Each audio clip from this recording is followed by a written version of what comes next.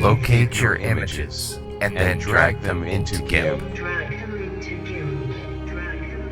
Make sure both images have an alpha channel. Duplicate the layer. Move the layer below the background, and hide it for now.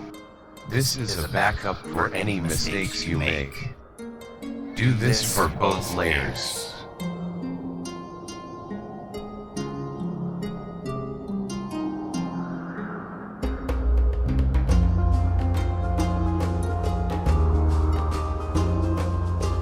Use the Select by Color tool. Select the green background and hit Delete.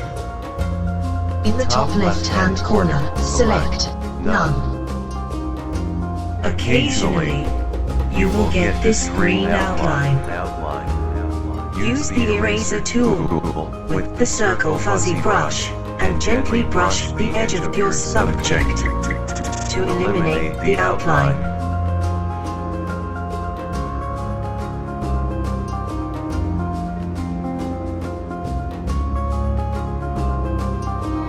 If the subject is too close to the green screen backdrop at the time of taking the photo, green casting will occur. This is when the bounce lighting from the scene lights reflect off the backdrop, casting a green hue on the edge of the subject, and sometimes, in spots within the color of the subject. This is why you shouldn't use the Select by Color tool when removing the green outline.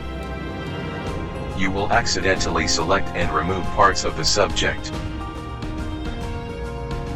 It's a good idea to add a new black layer, and make sure the green is completely gone.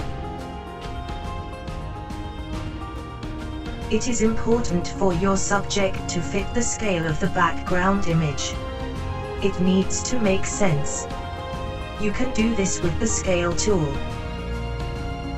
Every environment has a color hue.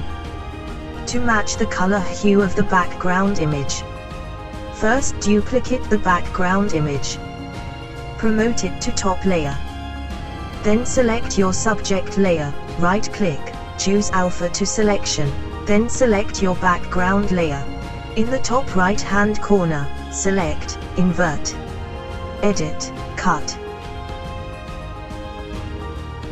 Adjust your blend method and opacity. Erase where necessary to fit your project.